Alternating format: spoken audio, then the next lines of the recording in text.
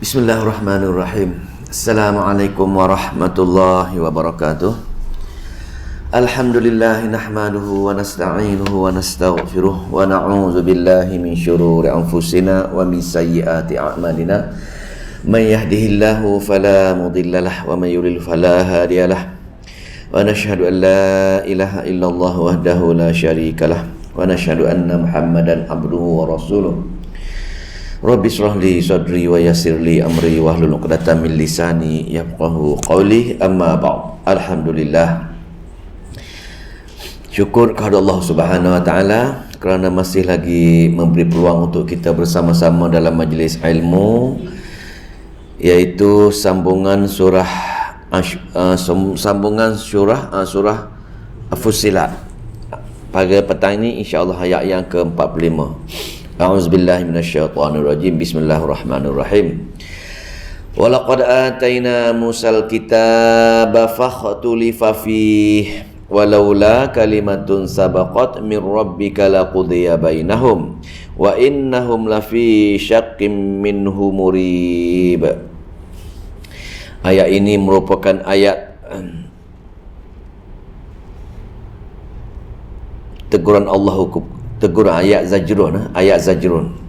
Ayat zajrun bersama-sama dengan ayat tasliyah kepada Nabi kita, Nabi Muhammad sallallahu alaihi wasallam. Zajrun kepada golongan-golongan yang tengoklah ayat golongan-golongan degil, pada golongan teguran pada golongan-golongan degil. Walaqad ataina Musa, dan sungguh kami telah berikan kepada Musa al-kitabah. Al-kitab itu kitab dan bila diturun pada umat Nabi Musa kitab Taurat, fakhtulifa fih, lalu diperselisihkannya. Ada satu kelompok yang nak belajar dan percaya, ada satu kelompok lagi tak nak belajar dan tak nak percaya. Begitulah juga dengan Al-Quran, wahai Muhammad. Umat Nabi Musa pun macam itu, umat kamu pun semacam itu juga. Sebahagian besar tak nak percaya, sebahagian besar malas belajar, sebahagian besar tak nak mengambil perkara-perkara penting dalam apa tu, dalam kitab Allah Subhanahu wa taala. Dan untuk golongan-golongan yang degil, golongan-golongan yang malas belajar ayat-ayat Allah, golongan tak nak ambil perkara-perkara kebenaran, yakni perkara-perkara tauhid dalam ayat-ayat Allah, Allah kata sepatutnya Allah telah hukum mereka ini pasal kitab yang begitu mulia, nabinya yang begitu mulia, perkara-perkara dalamnya adalah perkara-perkara kebenaran. Degil juga, tolak juga, tak nak belajar juga. Sepatutnya Allah hukum ketika itu juga berbagai-bagai bentuk ancaman sepatutnya umat kaum-kaum dahulu. Tapi untuk kaum yang kemudian Allah tangguhkan dahulu. Walaula kalimatun sabaqat, dan kalau tidak ada satu kalimat sabaqat yang terdahulu, kalau tidak ada takdir yang Allah telah tetapkan untuk mengakhirkan hukuman ke atas golongan-golongan ini. Itu ayatnya. Kalau tidak kerana telah ada takdir untuk mengakhirkan hukuman kepada golongan-golongan engkar, yakni golongan-golongan yang nak ambil perkara-perkara tauhid dalam ayat-ayat Allah, min rabbika tamu laqudiya bainahum, niscaya telah diselesaikan hukuman mereka atas dunia lagi. Kalau bukan kerana takdir yang Allah telah tetapkan, Allah sayang pada umat akhir zaman, Allah nak memberi kepada dia peluang demi peluang untuk belajar ayat-ayat Allah, maka telah dihukum ketika itu, tapi telah ditakdirkan untuk mengakhir hukuman ke atas mereka, maka Allah tangguh untuk di akhirat nanti. Wa innahum lafi syaqqim minhu murib, sesungguhnya mereka benar-benar dalam keraguan daripada orang-orang yang ragu. Masih ragu lagi, masih tangguh lagi, maka atas faktor itu bila pergi menemui Allah, maka Allah akan hukum dengan lebih teruk di hari akhirat nanti. Maka pengajaran untuk kita itulah, pengajaran untuk kita rasa ayat ni, kita rasa tidak ada masalah pun dengan tidak mendekati Al-Quran. Tidak ada hukuman. Pasal apa? Pasal memang Allah telah takdirkan untuk akhirkan hukuman untuk kita. Jadi bila kita baca ayat ini, kita kena zahir satu perasaan syukur. Satu perasaan syukur. Kita rasa malas ke sebelum ini, kita rasa tak nak mendekati ayat-ayat Allah, tak nak menyegerakan. Kita bersyukur kerana Allah tidak mengambil hukuman ke atas kita ketika itu. Kalau Allah telah mengambil hukuman ketika itu, nyaya kita lah pasal pergi ke neraka jahanam, pergi ke alam akhirat, dihukum dengan lebih teruk lagi. Ayat yang ke-46. Man amila salihan fali nafsih. Sesiapa yang mengerjakan amal soleh, maka faedahnya akan terpulang kepada dirinya sendiri. Allah kata, aku turunkan Al-Quran menerusi Nabi aku yang paling baik akhlaknya, paling baik akhlaknya, tetapi kamu juga tak nak ikut perkara-perkara itu, tak nak beramal juga dengan amalan soleh seperti mana yang ditunjukkan oleh Nabi. Tetapi kalau sesiapa yang mengerjakan, sesiapa yang golongan pertama, sesiapa yang ambil daripada ajaran Nabi amal soleh, maka segala amal soleh tersebut untuk diri dia sendiri. Amal soleh dalam tafsir yang lain, amal soleh di sini bukan setakat amal soleh, golongan yang berjuang untuk beramal soleh tersebut, bukan sekadar, bukan ala kadar, bukan ala kadar saja. Man amila solihan fali nafsihi, sesiapa yang betul-betul berjuang untuk beramal dengan amal soleh, sesiapa yang betul-betul berjuang untuk mengambil sunnah daripada Nabi, walau mendapat tentangan, walau mendapat kutukan daripada masyarakat, manusia lain, tetap dia berjuang untuk beramal dengan amal yang soleh ini. Dan amal soleh ini Allah kata bukan untuk Allah pun. Allah sikit pun tidak berhajat dengan amal soleh hambanya. Maknanya amal soleh hambanya ialah untuk hambanya sendiri. Allah nak menunjukkan dia maha bijaksana dan dia maha adil. Kalau kamu buat amal soleh, tugas aku ialah menurunkan kitab Allah dan menurunkan Nabi. Aku beri akal pada kamu, wahai hamba. Tapi kalau kamu tak nak guna akal kamu untuk mengambil apa-apa intipati daripada kitab kami, dan tak nak ikut daripada yang ditunjukkan oleh Nabi kami, Nabi Muhammad SAW, maka itu hak kamu. Aku tak ada apa-apa kerugian sekalipun. Walau bagaimanapun, kalau kamu berjuang untuk mengikut apa-apa yang ditunjukkan oleh Nabi dan apa-apa seperti mana yang ditafsirkan Nabi kitab-kitab kami, maka itu untuk kamu sendiri. Maka untung kamu, wahai hamba, kerana aku akan balasi jihad kamu itu, perjuangan kamu itu untuk pergi ke syurga aku. Sebab itu dalam ayat Al-Quran lain, Allah buat ayat, am hasibtum an tadkhulul jannah, bukan senang nak masuk syurga aku sekiranya di sisi kamu tidak ada perjuangan. Maknanya kalau kita tidak ada perjuangan untuk mendekati Al-Quran, maka lupalah hasrat nak masuk syurga. Lebih kurangnya, sesiapa yang tidak berjuang untuk kitab Allah, betul-betul nak beriman dengan kitab Allah, nak beramal dengan seperti mana Nabi yang menunjukkan amal soleh, maka pandangan ulama, lupakanlah hasrat kamu nak masuk syurga. Pasal Allah kata, Allah ala kadar. Nak ni aku bagi, kamu tak nak aku tak bagi. Wa man sa'a, dan siapa yang berbuat kejahatan, sesiapa yang tak nak mendekati kitab kami, yang tak nak mengikuti amalan-amalan tunjukkan oleh Nabi kami, itu kejahatan, itu maksud kejahatan. Maknanya tangguh ke, tidak bersungguh-sungguh ke, tidak ada perjuangan ke, maka itu dirupakan kejahatan. Contoh kita lah, kita rasa kita duduk dekat rumah, relax kat rumah, relax kat rumah, tapi tiba-tiba azan dilaungkan di surau. Kita rasa kita tak berdosa, kita rasa. Sedangkan ketika itu kalau kita tak pergi, kita berdosa. Itulah kejahatan. Kejahatan ini tak sebenarnya kita tak buat jahat, tapi kita tak menyegerakan.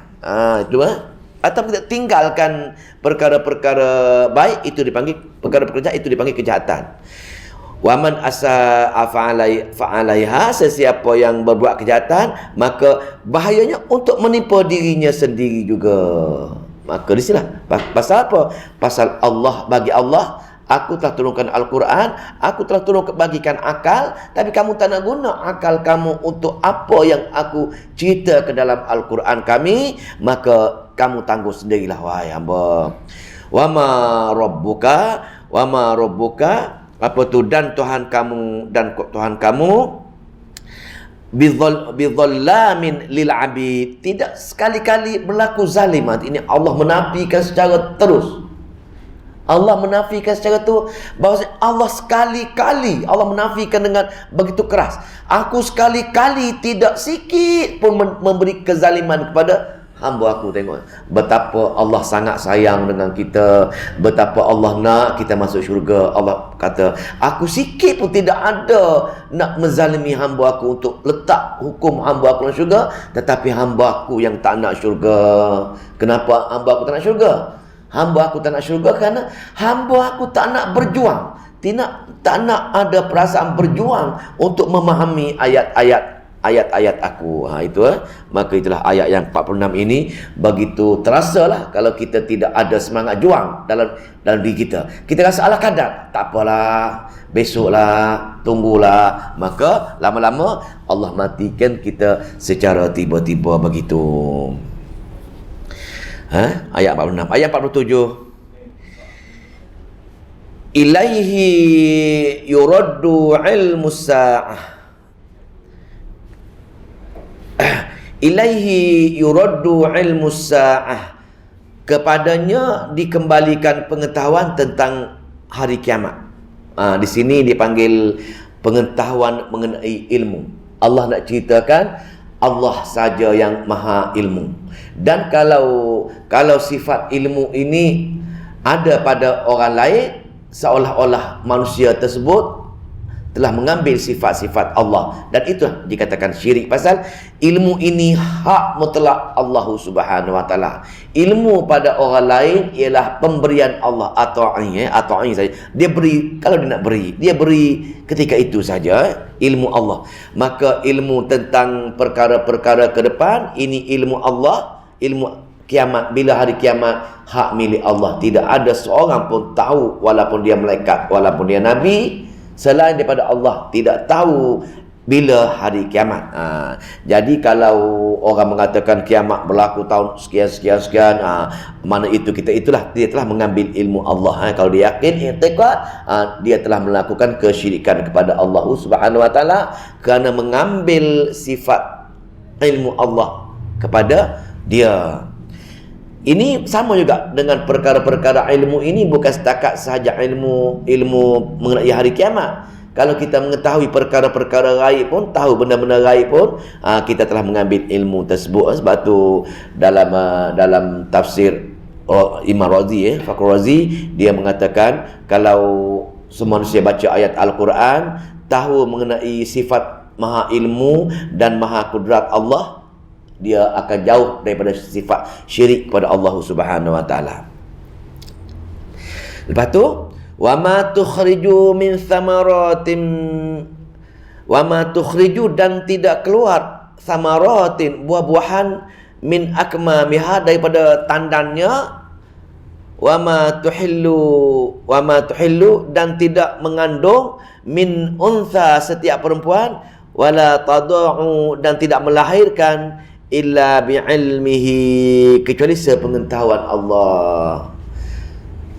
Maha ilmunya Allah, setiap pokok nak keluar daripada tandanya, setiap perempuan yang nak mengandung ke, nak melahirkan anak ke, hanya itu pun dalam pengetahuan Allah semata-mata. Orang lain tahu dengan asbab saja, atas perkara luar asbab tak tahu. Orang lain tahu, maka dia boleh ukur dengan alat-alat. Ahli sains buat alat untuk test mengandung ke tak mengandung ke, bila itu pengiraan itu merupakan pengiraan ilmu yang Allah turunkan kepada golongan-golongan yang terlibat, yang doktor ke sebagainya, ataupun ada orang ada alat tersebut. Kalau tak ada alat pun tidak tahu. Di sini ilmu Allah ceritanya, Allah saja maha ilmu. Dalil akli untuk cerita kepada kita sifat ilmu Allah.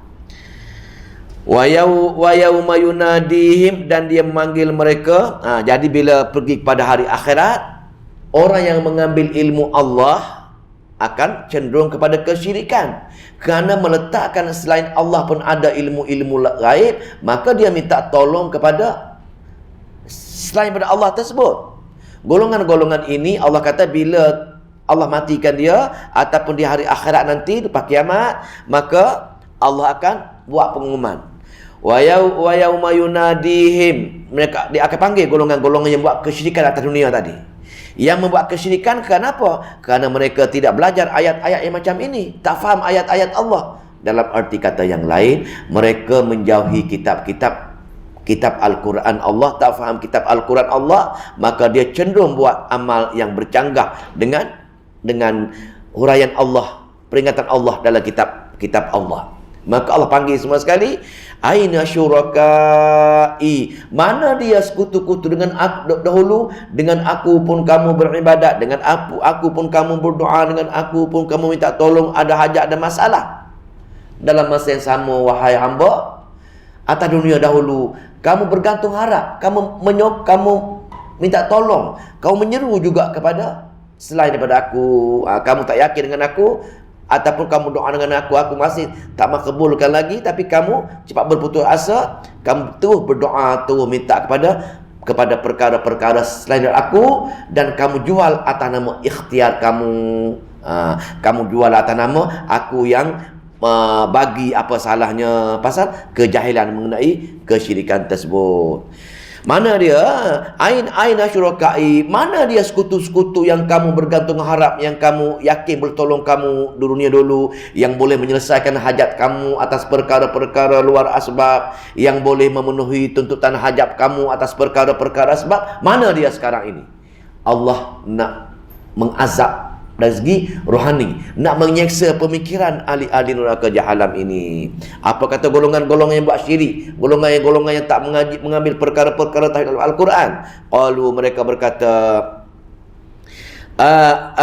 adzannaka, kami umumkan kepadamu wahai Allah, ma minna min syahid, tidak ada berani seorang pun yang mahu menjadi saksi bahawa mereka telah menyeru kepada selain kamu wahai Allah di dunia dahulu. Dia pasal apa dia kata macam ni? Dia tak mengaku. Pasal apa? Pasal dia tengok azab neraka yang amat-amat mengerikan, maka dia berbohong terus. Dia kata kepada Allah, tidak ada kami pernah menyeru kepada selain daripada kamu di dunia dulu wahai Allah. Itu tafsir yang pertama. Tafsir yang kedua, dia mengata, menghilang lenyap semua wahai Allah golongan-golongan yang kami seru dahulu. Rupanya kami menyeru sebelah tangan saja. Kami menyeru roh-roh wali kerana kami anggap wali-wali akan tolong kami di hari akhirat nanti. Wali-wali bagi syafaat, kami serulah, mintalah dengan wali. Kami menyeru nabi-nabi, roh-roh nabi, pasal kami jangka nabi kami akan bagi syafaat di akhirat nanti. Rupa-rupanya kami tak boleh menyeru, kami menyeru mereka, rupanya kami kena menyeru kamu wahai Allah. Sekarang ini tidak ada satu pun wali ke nabi ke apa-apa kali yang nak tolong kami, yang bersaksi di atas penyeruan kami atas dunia dahulu wahai Allah. Kami rupa-rupanya bertepuk sebelah tangan saja. Roh wali pun tak dengar, roh nabi pun tak dengar apa yang kami minta tolong dia zaman dahulu, dan tak boleh tolong kami pun rupa-rupanya hanya kamu saja wahai Allah. Dia bersaksi macam tu Maka 48, wa dhalla anhum, maka dan hilang lenyaplah daripada mereka, wa dhalla, dan telah hilang lenyaplah mereka, makanu yad'una, yang kami seru min qabl, sebelum dulu. Wa zannu ma lahum min mahis, rupa-rupanya kami hanya bertepuk sebelah tangan saja mengharapkan dia tolong kami, dan yakinlah bahawa tidak ada sebarang jalan untuk mereka melepaskan diri daripada azab. Wa zannu ma lahum min mahis, sekarang ini nampak neraka tidak ada langsung lubang yang boleh menyelamatkan kami untuk keluar daripada neraka jahanam. Macam sekali lah sekarang ini, kalau kita meyakini ada benda-benda gaib yang boleh tolong kita, kita lupakan terus, tutup terus pintu-pintu kesyirikan. Ada masalah, minta dengan Allah untuk selesaikan masalah kita.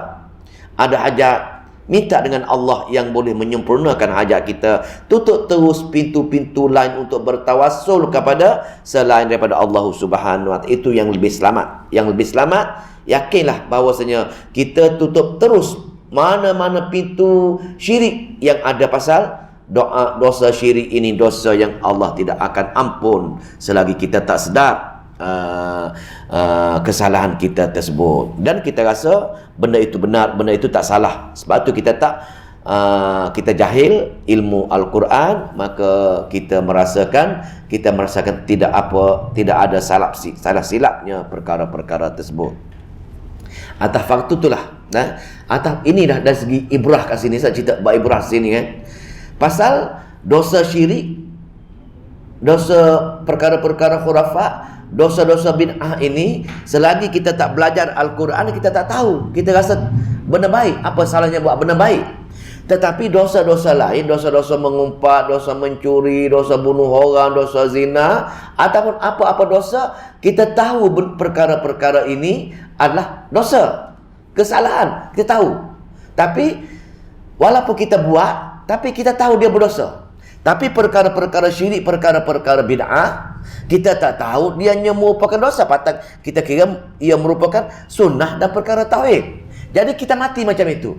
Tapi dosa perkara-perkara yang kita buat, dosa bunuh orang, dosa zina tadi, sampai masa tertentu kita nak mati sebagai contoh, kita rasa bersalah, angkat tangan, wahai Allah, dulu 30 tahun aku melakukan dosa, aku tak solat, aku mengumpat, aku berzina, aku buat sekian-sekian. Selama 30 tahun, wahai Allah, aku telah terlanjur. Wahai Allah, tolonglah aku, wahai Allah. Aku dah bertobat. Aku nak mula penghidupan baru. Aku nak tinggalkan segala kesalahan-kesalahan lampau tersebut. Maka dia pun menangislah, mengeluarkan air mata. Pasal apa? Taubat nasuha. Maka insya-Allah Allah akan ampunkan dosa-dosa tadi. Maka dia clear dosa. Kosong dosa dia sekarang ni. Pasal kejahatan 30 tahun, 40 tahun, 50 tahun sebesar bukit Uhud pun, bila dia berdoa dengan Allah menyesali perbuatan dia, pasal dia tahu dosa. Itu dosa-dosa yang dia tahu. Yang menjadi masalahnya dosa khurafat, dosa syirik, dosa bid'ah. Pasal dia rasa ini tak salah. Dia rasa Allah suka, Allah redha dengan dia buat perkara-perkara ini, bahkan benda baik apa salahnya. Maka mustahil dia bertaubat. Pasal dia yakin benda betul. Kecuali kecuali dia mengaji Quran, dia dengar ayat-ayat Allah, dia dengar hadis-hadis yang sahih, tak ada amalan-amalan macam itu, tidak ada perkara-perkara macam ini, maka dia pun tahu, maka dia bertahu, dia pun tinggalkan, dia bertobat pada Allah. Itu je. Berhenti, stop, maka insya-Allah selesai sebarang masalah. Dan insya-Allah bila kita pergi menemui Allah, kita sebagai ahli tauhid. Ayat yang 49.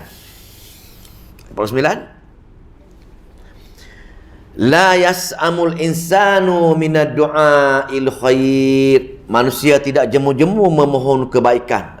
Tafsir mengatakan ini kebaikan dunia. Manusia hidup dalam kehidupan dunia untuk diuji. Darul ibtila. Manusia akan gembira, seronok, bahagia kalau diberi kemewahan, keindahan dunia, beri sihat yang luar biasa, bagi kekayaan luar biasa, bagi kebahagiaan keluarga yang luar biasa. Apa-apa nikmat dia ni, dia dapat saja di dunia. Lagi banyak nikmat, lagi seronok dia, lagi dia berdoa. Berdoa nak dapat kebaikan dunia. Ini PL manusia. Dah. Ceklah doa kita sendiri pun. Apa yang kita minta lepas kita solat. Cuba buat perbandingan kita. Mana banyak kita minta untuk kebaikan akhirat dengan kebaikan dunia yang kita minta hari-hari. Kita minta apa? Murah rezeki, sihat tubuh badan, panjang umur, keluarga bahagia, anak yang berjaya dunia, dapat kerja yang bagus, gaji besar. Itu kita minta hari-hari. Semua kita minta dunia. Dunia. Ini ayatnya. La yas'amul insanu min du'ail khair. Setiap hari manusia yang tamak dunia ini akan minta dengan perkara-perkara yang memberi kebahagiaan dunia selama-lamanya. Dia banyak berdoa untuk kebaikan dunia. Tengok ni. Lepas tu tafsir mengatakan khair kebaikan dunia saja. Tapi bila bagi, tak bersyukur pun, nak membalas jasa Allah. Wa dhannu, dan dia yakinlah bahawa malahum mim mahis, bahawa mereka tidak ada jalan untuk melepas. Mana ayat salah ni? Bukan salah. Tu balik ni. Ya as'amul insanu min du'ail khair. Lepas tu bila dia sihat tu, apa jadi? Wa in massahul syarru, tapi dia ditimpa masalah kejahatan, fayausun gunutun, bila dia timpa kesusahan, timpa masalah yang berterusan, maka dia pun berputus asa, tak berhenti berdoa dengan Allah dah. Pasal apa? Pasal putus asa dan putus harapan. Kena penyakit gout, Allah, aku sia-sia aku berdoa dengan Allah. Datang penyakit juga. Tengok dah, berputus asa, putus harapan. Dah, sakit, sakitnya aku berdoa dah ni, hari-hari berdoa tapi sakit juga. Susah juga, tiba-tiba masalah keluarga juga, masalah ekonomi juga. Ada pula Allah tarik pula sebagai keluarga dia pergi menemuinya, mati keluarga dia, aksiden ke, berbagai-bagai masalah. Nak cerita di sini, bila Allah bagi nikmat, dia minta lagi nikmat. Segala hak Allah tu dia nak semua. Allah bagi langit, Allah bagi bumi, Allah bagi udara, tak puas-puas. Dia nak lagi, nak demi nak yang hak Allah. Tetapi hak Allah suruh, dia tak peduli. Dia nak orang saja, hak orang lain dia tak peduli. Ini degilnya, sombongnya manusia. Pasal apa? Pasal manusia menyintai dunia yang berlebih-lebih. Tabiat manusia seronok dengan dunia. Tapi bila Allah uji dengan kesusahan, dengan kesakitan, dengan masalah, berbagai-bagai masalah, dia pun cepat-cepat berputus asa sampai ke tahap bunuh diri, sampai ke tahap tak nak ikutlah. Aku mengaji sunnah pun susah juga. Aku mengaji sunnah, belajar Quran pun lagi teruk masalah. Tengok, dia putus harapan. Pasal apa? Pasal dia tak tahu tujuan Allah jadikan di dunia ini untuk hanya uji saja. Pasal Allah nak bagi syurga sebenarnya. Allah nak bagi syurga yang amat-amat mengembirakan, amat-amat selesa, tak payah berpenat. Semua selama-lamanya dia dalam keadaan kegembiraan yang tidak terhingga. Maka Allah uji dia, nak test. Pasal syurga ini tertinggi nilai dia, tak terkira nilai dia. Jadi nak masuk ahli syurga ini mesti orang yang lulus ujian, orang yang berjaya taat dengan Allah. Bila Allah bagi kemewahan, kebahagiaan, lagi banyak dia beramal dengan Allah. Pasal dia kena bersyukur dengan nikmat yang Allah bagi. Nikmat yang Allah bagi itu untuk uji je sepatutnya. Dia jangan merasa hak dia. Dan kalau dia bersyukur, cara mana bersyukur? Balas nikmat Allah dengan tingkatkan amalan. Setiap majlis ilmu pasti awal-awal lagi. Setiap solat pasti tak pernah penting apa-apa perkara-perkara yang Allah perintahkan. Setiap Allah larang, tinggalkan terus. Semua ini daripada Al-Quran. Tanpa dengar Al-Quran, dia tak tahu yang mana satu Allah redha, yang mana satu Allah murka. Maka dibuat kadang-kadang dia bersyukur. Tapi bersyukur dengan amalan-amalan yang Allah tak redha. Kononnya dia kata Allah redha. Pasal apa? Dia tak faham ayat-ayat Allah. Perkara-perkara khurafat, dia kata janji aku dah minta dengan Allah, Allah bagi, Allah redha lah. Sedangkan perkara-perkara tersebut bercanggah dengan kemurkaan Allah perkara-perkara tersebut. Tapi bila Allah uji dengan masalah, dia pun cepat berputus asa dan putus harapan. Dia pun stop segala amalan dia. Sedangkan Allah uji susah ini ialah Allah nak suruh apa benda? Allah nak suruh kita bersabar ketika itu. Sejauh mana wahai hamba kamu boleh bersabar dengan ujian aku? Pasal aku uji kamu ini untuk pilih kamu ahli syurga. Dan masuk ahli syurga, mesti ciri utama dia mesti orang yang bersabar. Jadi bila aku uji kamu, maka kamu lagi banyak kamu berdoa dengan aku, lagi banyak kamu beramal dengan aku, lagi banyak kamu memohon dengan aku doa-doa perkara luar biasa. Kerana hanya perkara luar biasa, hanya aku sahaja yang boleh kabulkan permohonan kamu. Sama ada hajat kamu nak apa, aku saja boleh kabulkan. Dah, kahwin 10 tahun tak dapat anak, aku saja boleh bagi. Orang tak boleh bagi. Tapi kenapa kamu tak berdoa aku, minta perkara-perkara luar biasa yang aku boleh bagi kamu?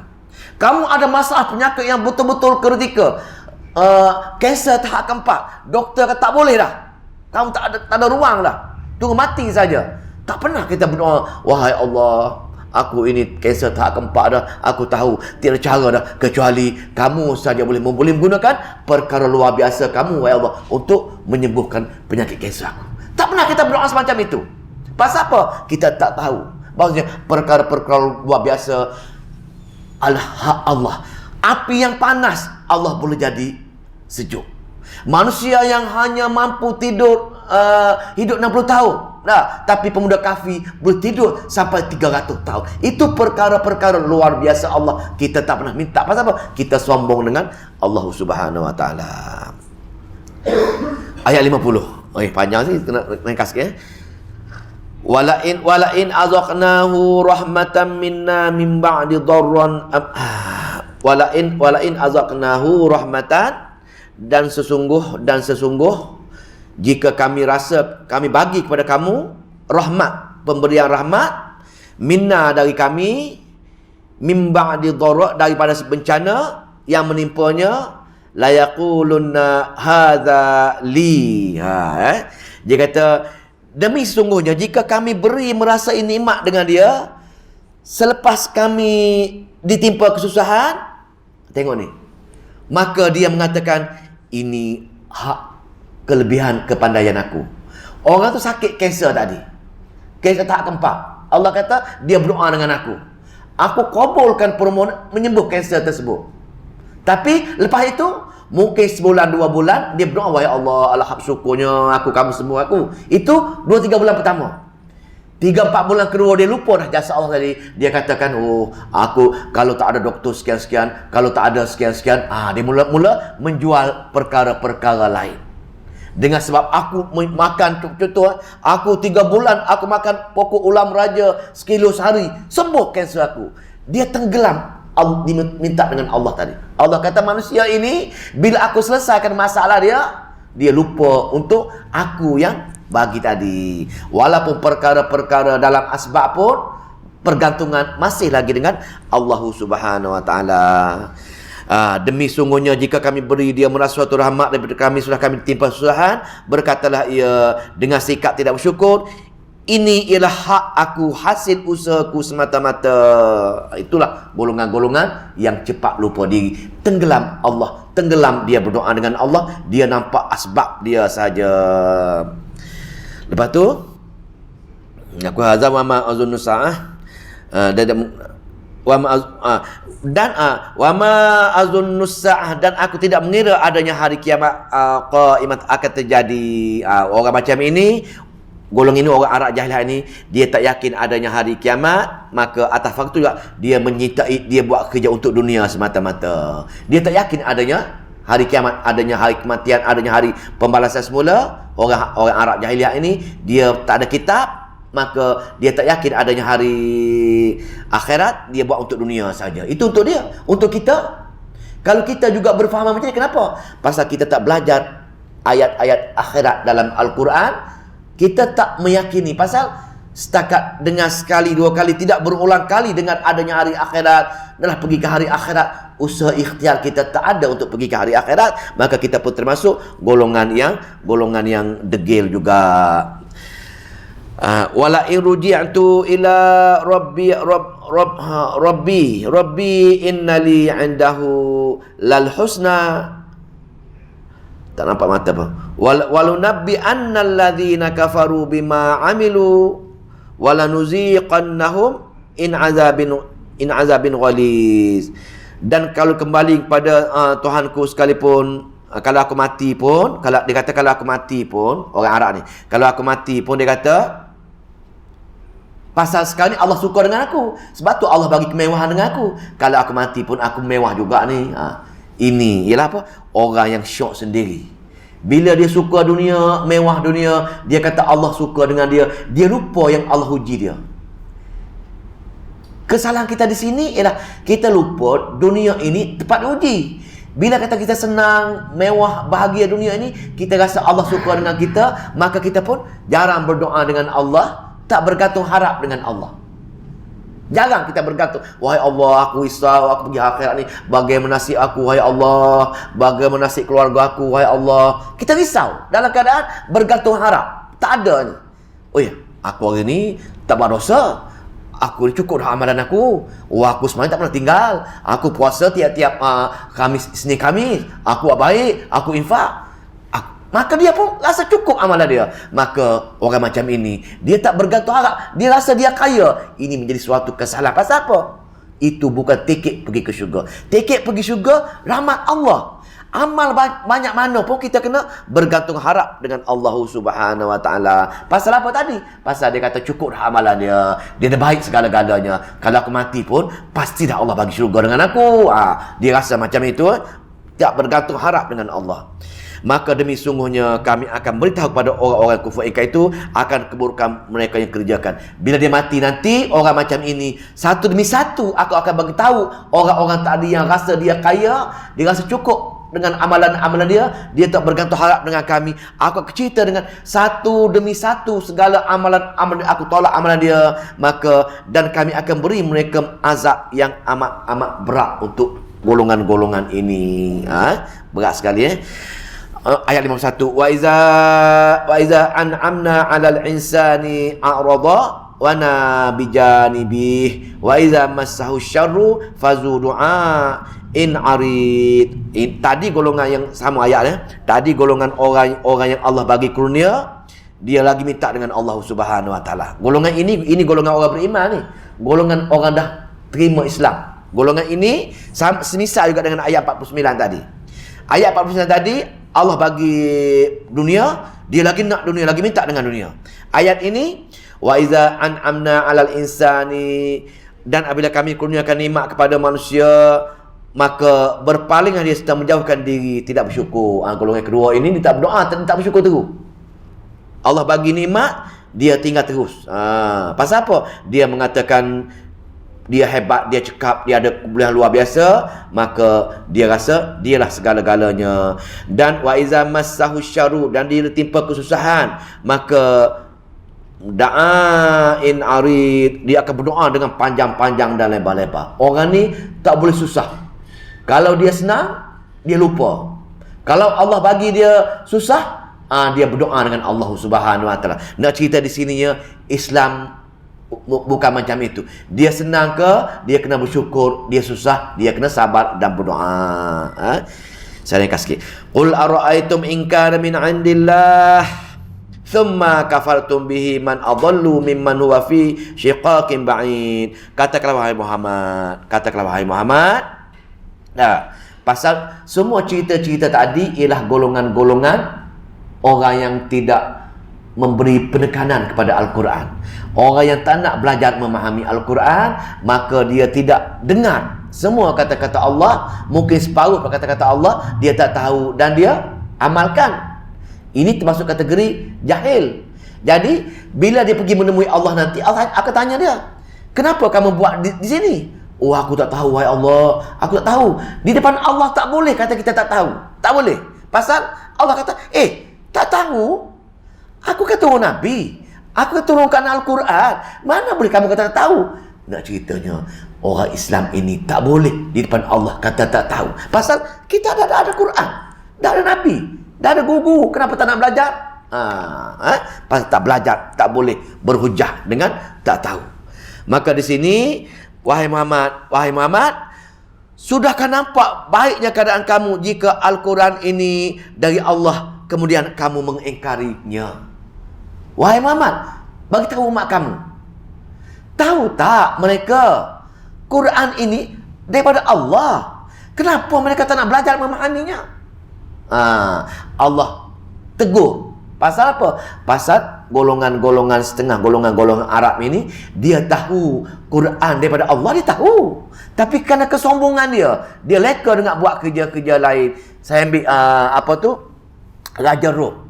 Raja Rom, dia orang lemah lembut. Orang yang baik sangat ni. Raja Rom ni. Kaisar Rom. Dia pemuka-pemuka Arab pergi sana. Dia kata, tempat kami ada seorang yang mengaku Nabi, nama dia Muhammad. Dia kata dia bawa Al-Quran. Kaisar ni kata, panggil padri dia. Dia kata dalam kitab-kitab kami, inilah orang-orang yang kita tunggu. Maka padri tadi, betul lah, itu Nabi akhir zaman. Maka dia pun peluk Islam. Tapi Kaisar tadi, raja tadi, Pasal dia kata, aku kalau berpeluang, dalam hadis Bukhari peringkat babul iman, dia akan cerita detail. Maka ketika itu, Kaisar ini dia kata, kalau aku mampu, sekarang aku nak pergi jumpa Muhammad ini, aku nak peluk Islam, aku nak minum air kaki dia. Pasal aku yakin dia benar. Aku yakin dia Rasul. Tetapi, aku ada takhta, aku ada rakyat, aku ada kuasa. Demi rakyat aku tak nak ikut dia. Tak berat. Maka dalam kitab sebut, dia mati dalam kufur. Pasal apa? Pasal dia sayang dengan dunia. Dia sayang kuasa dia. Dia tak nak mengaji ayat-ayat Allah. Dia tak nak terima. Tengok tak? Begitu juga dengan Abu Talib. Ibrah kita apa?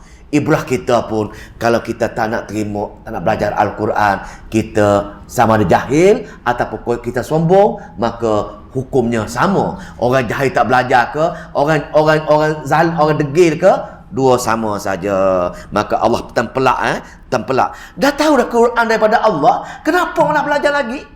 37 juzuk je, 114 surah je. Kenapa tak nak khatam lagi? Benda lain kamu boleh buat. Quran aku kamu tak ada boleh buat. Summa kemudian kafartum, kamu tolak, kamu mengingkarinya. Kafartum bi, kamu mentolaknya. Man adallu mimman huwa fi syiqaqin ba'id. Siapakah yang lebih sesat? Siapakah yang lebih zalim? Siapa yang lebih teruk daripada orang yang dah tahu ni benar daripada Allah tapi tak nak belajar lagi? Ni terkena kita lah. Dah tahu dah Quran daripada Allah, dah tahu dah Quran cara dengar semua kata-kata Allah, syarat menjadi ahli syurga, tapi tolak lagi. Inilah sejahat-jahat manusia, sedegil-degil manusia, sezalim-zalim manusia.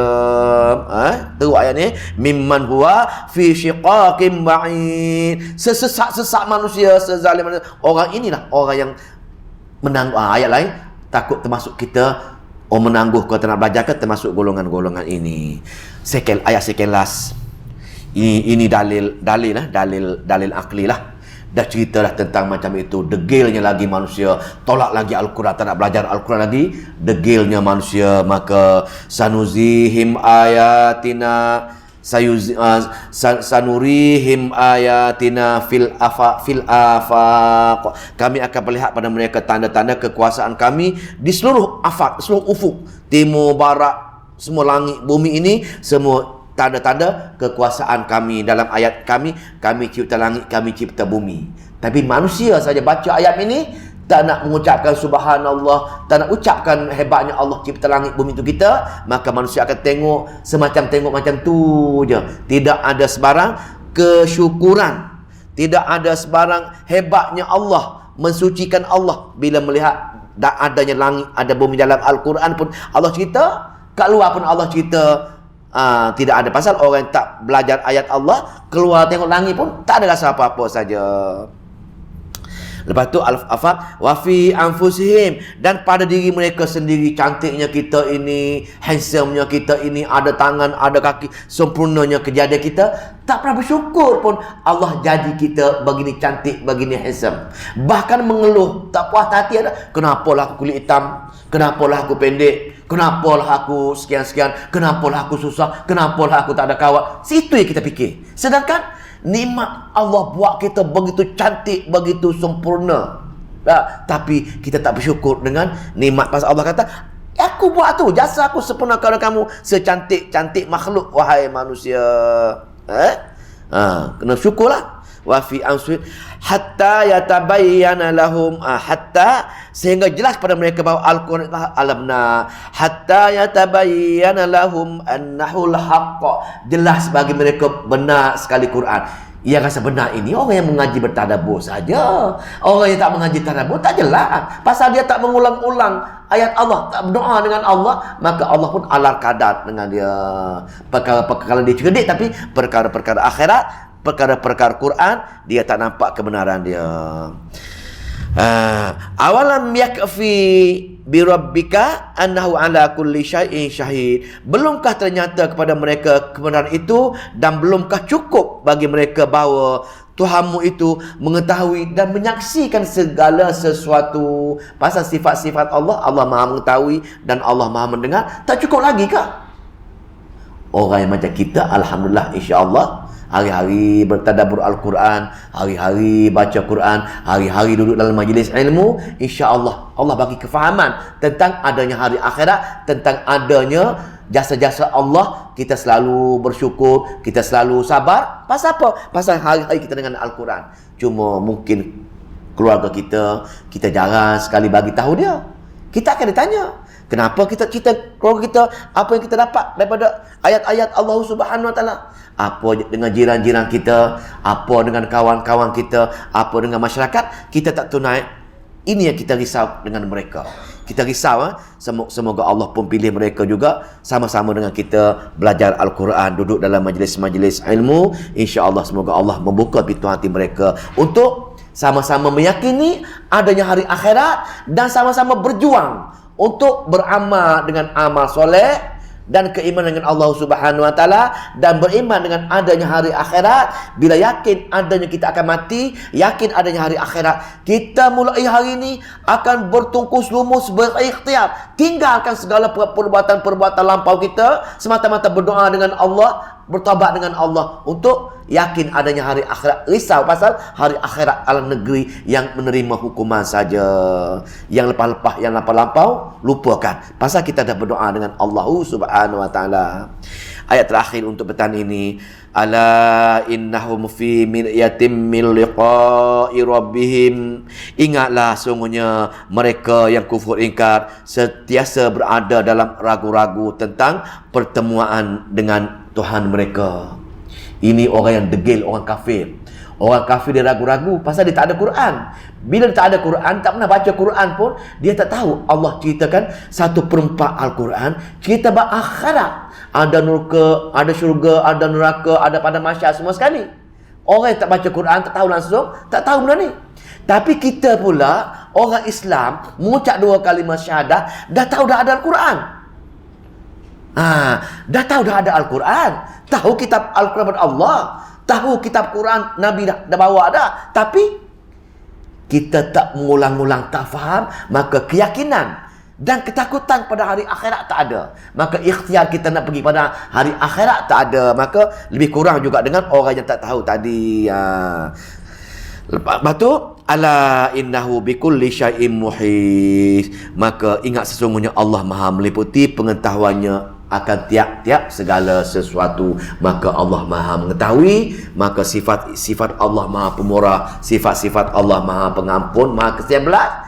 Tugas kita hari ini, berdoalah kepada Allah. Allah akan ampun dosa kita. Dan sifat rahim Allah, bila kita berjuang dengan sunnah, berjuang dengan Al-Quran, insya-Allah dengan sifat rahim dia, Allah tak sanggup lagi melihat kita susah semacam dunia untuk di hari akhirat. Di hari akhirat, perjuangan kita dunia, Allah tak sanggup melihat lagi kita menderita walaupun sesaat di hari akhirat nanti. InsyaAllah, semoga Allah bagi istiqamah kita untuk mengamalkan sunnah dan selalu dengan Al-Quran menjadi Allah, insyaAllah. A'udzubillahi minasyaitonirrajim. Bismillahirrahmanirrahim. Allahumma salli wa sallim wa barik ala Muhammad. Allahumma faqina fi din wa 'allimna ta'wil wahdina ila sawa'is sabil. Allahumma fiqna lima tuhibbu wa tarda waj'al akhiratana khairan minal ula. Radina billahi rabban wa bil islami dina wa bi Muhammadin nabiyya wa rasulah. Rabbana atina fid dunya hasanah wa fil akhirati hasanah wa qina azabannar. Walhamdulillahi rabbil alamin.